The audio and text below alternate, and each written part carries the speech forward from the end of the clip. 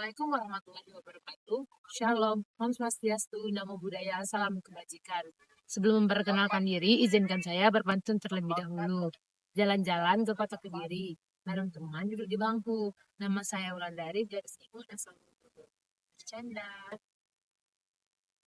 Perkenalkan, nama saya Wulandari dengan NPM C1 C02447 dari Prodi S1 Akuntansi dari kelas 1E. Baik, di sini saya akan menjelaskan ulang materi-materi yang telah saya pelajari di mata kuliah Bahasa Indonesia dengan dosen pengampu Bapak Dr. Nurmanza, SPD, MPD. Oke, let's go.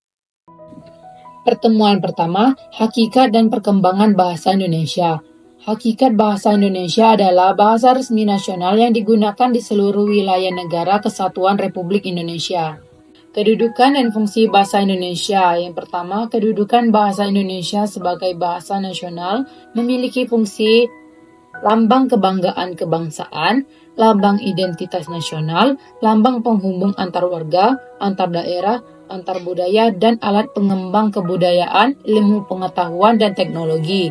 Yang kedua, kedudukan bahasa Indonesia sebagai bahasa negara memiliki fungsi diantaranya bahasa resmi kenegaraan, bahasa pengantar dalam pendidikan, alat penghubung pada tingkat nasional, dan alat pengembangan kebudayaan, pengetahuan, dan ilmu teknologi. Perkembangan bahasa Indonesia sebelum merdeka. Sebelum kemerdekaan Indonesia, bahasa Melayu sudah digunakan sebagai bahasa kenegaraan. Namun pada tanggal 28 Oktober 1928, para pemuda melakukan Kongres Pemuda sehingga menghasilkan Ikrar Sumpah Pemuda yang pada nomor ketiga berbunyi, "Kami putra dan putri Indonesia menjunjung bahasa persatuan bahasa Indonesia." Perkembangan bahasa Indonesia setelah merdeka. Setelah kemerdekaan Indonesia, Undang-Undang Dasar Negara Republik Indonesia tahun 1945 menetapkan bahasa Indonesia sebagai bahasa nasional, sehingga dengan perkembangan zaman, ejaan bahasa Indonesia mengalami perubahan secara signifikan, mulai dari PUEYD, PUEBI. Pada tahun 2022, Kemendikbudristek memutuskan bahwa ejaan bahasa Indonesia mengarah pada EYD. Pertemuan 2. Sikap berbahasa Indonesia. Sikap berbahasa yaitu posisi mental atau perasaan terhadap bahasa sendiri atau bahasa orang lain, sehingga sikap bahasa merupakan reaksi penilaian terhadap suatu bahasa tertentu. Ciri-ciri sikap bahasa, yang pertama kesetiaan bangsa, yang kedua kebanggaan bangsa, yang ketiga kesadaran adanya norma bahasa. Komponen sikap bahasa yaitu ada 3. Yang pertama komponen kognitif, yang kedua komponen efektif, yang ketiga komponen konatif. Jenis sikap bahasa ada 2, yaitu sikap kebahasaan dan sikap non-kebahasaan.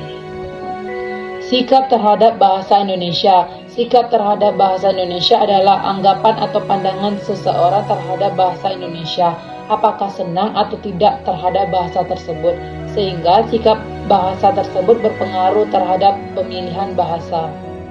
Pertemuan 3. Teks dalam kehidupan akademik untuk penanaman nilai dan hakikat bahasa Indonesia sebagai penghela ilmu pengetahuan. Bentuk tulisan secara umum, yang pertama prosa fiksi, contohnya novel, cerpen, dongeng, dan prosa non-fiksi. Yang kedua drama, contohnya tragedi, komedi, opera, dan melodrama. Yang ketiga puisi, puisi lama dan puisi baru. Yang keempat tulisan akademik, jenis tulisan yang mengaji suatu permasalahan yang dilakukan melalui proses penelitian atau proses kajian pustaka dengan menggunakan metode ilmiah yang dapat diterima dan digunakan dalam lingkungan akademik. Pertemuan 4. Menjelajahi dunia pustaka dari berbagai sumber referensi digital. Dengan perkembangan zaman yang disertai dengan perkembangan teknologi, mulai dari perkembangan teknologi informasi sampai dengan komunikasi, sehingga hal ini mempermudah seseorang dalam melakukan berbagai macam hal.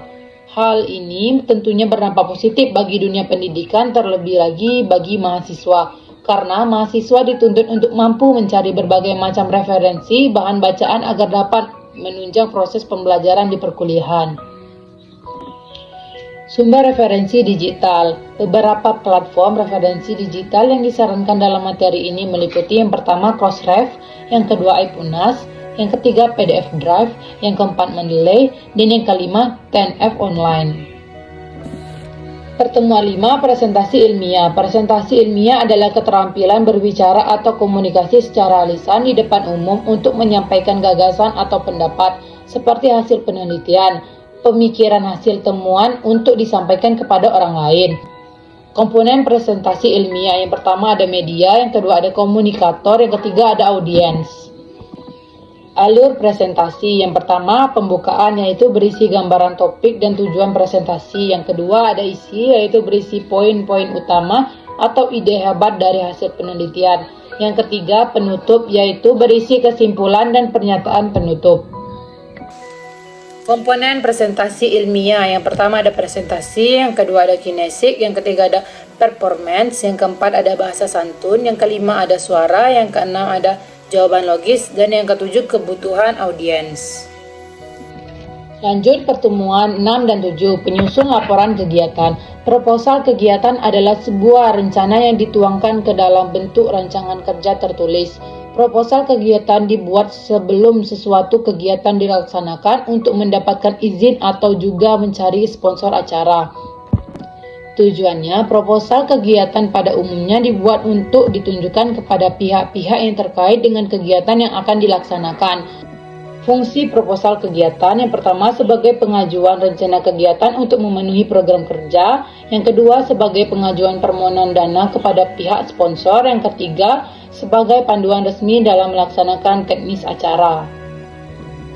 Syarat proposal kegiatan, yang pertama harus memiliki unsur-unsur proposal yang tersusun secara sistematis, yang kedua harus dibuat dengan jelas, mudah dimengerti dan juga logis, yang ketiga jenis kegiatan yang akan dilakukan harus ditulis secara detail serta harus dapat direalisasikan, yang keempat jika terdapat rencana anggaran atau biaya kegiatan harus ditulis secara realistis. Struktur penyusunan proposal kegiatan, yang pertama judul proposal, dua latar belakang kegiatan, yang ketiga tujuan kegiatan, yang keempat peserta kegiatan, yang lima waktu dan tempat pelaksanaan, yang keenam ketentuan-ketentuan, himbauan, larangan, peraturan, yang ketujuh jadwal kegiatan, yang kedelapan susunan kepanitiaan, yang kesembilan rencana anggaran, 10 penutup. Baik, mungkin itu saja yang bisa saya sampaikan. Kalau tadi dibuka dengan pantun, maka saya akhiri dengan pantun. Pulau Irian banyak burung cendrawasih, roti mengembang diberi ragi. Sekian, terima kasih. Semoga nanti berjumpa lagi. Wassalamualaikum warahmatullahi wabarakatuh. Om Santi Santi.